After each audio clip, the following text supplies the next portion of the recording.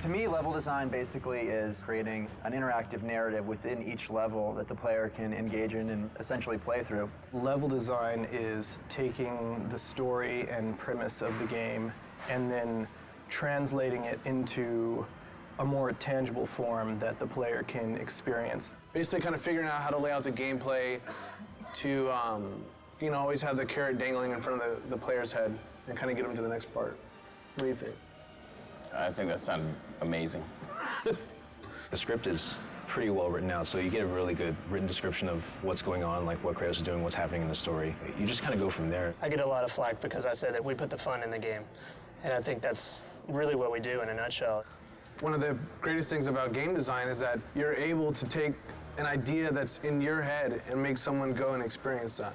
We have so many tools in this universe and so many tools as far as what the game is built off of that we can pretty much do what we want. We're limited by our imagination, and I think that's one of the most fantastic things about working on this project. As a designer here at Sony, you can't just be good at one thing. It's really in our hands to do it all and do it well.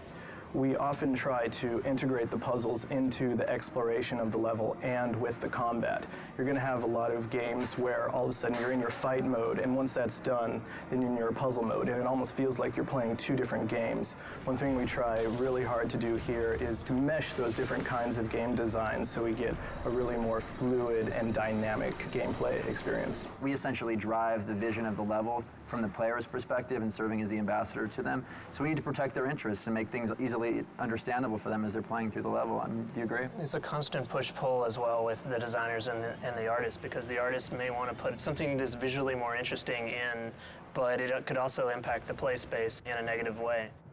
I can't emphasize enough how important playtesting is to our process. If we didn't have it, the game would not be what it is. Because when the player takes the product home, we don't want them to be frustrated. You learn so much just watching people play it. That's one of the most valuable things you could ever do, is just sit down, give the person the controller, and just watch them play, see what they do. I think one of the strongest things that this team has actually is having, the game director come in and play it, have members from all the disciplines sitting down, and because everybody, chips in, hey, how are we going to animate this? Animators are sitting in. How are we going to build this? World builders are sitting in. Is this even possible? Coders are sitting in. That process makes everything just improve immensely. And I truly, truly mean that. I think a lot of people will say that, but here, it's extremely, extremely, extremely noticeable.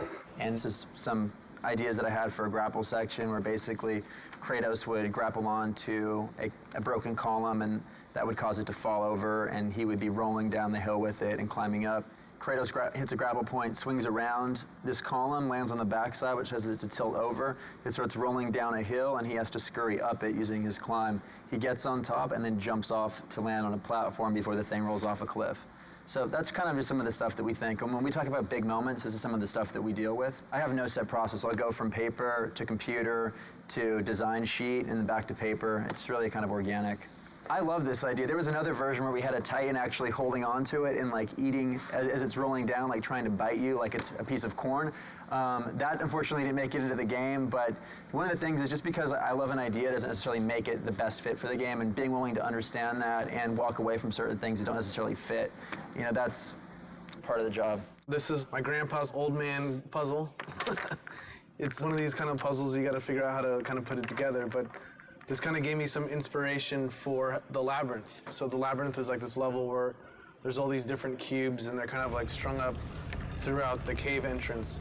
And they're all like on these pulleys and ropes, and then as you go around the level, you kind of start slowly forming your own puzzle that you're gonna then go into.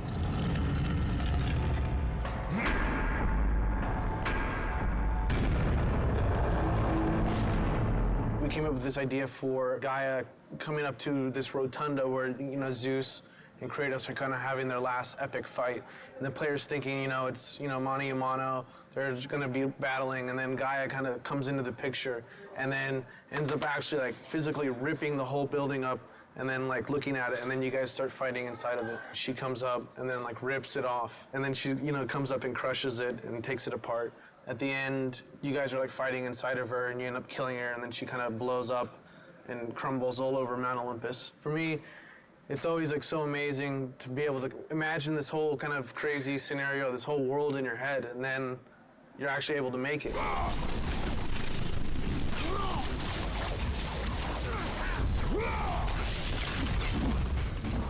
I've been working on the Aphrodite Chamber, which is where one of the infamous lovemaking mini-games will be taking place within the larger game. This is the preliminary room that I brought up in Maya. Roughly what's going to be happening is Kratos is going to be going through a hallway here where he's going to come to this room. There's going to be a bed in the corner with curtains drawn, and as soon as he casts them open, he's going to see Aphrodite with two of her very lovely servant girls who quickly run away. She's going to go into the bed for a little hanky-panky, and we see the servants are very happy right there with what's going on. After finishing his job, Aphrodite is kind enough to draw back this large curtain, which will expose the portal, which will lead to another section of the game. So that's generally an idea of how we mock up an event relatively quickly so that we can assess how the gameplay will be, and then we can forward that off to art so that they can make it pretty. And this is some of the things that concept art has done. This is the bed right here that you saw. It looks a little more fancy than the blocks that I've been using. Once that's done, I will implement them into the game and everything will mesh together perfectly.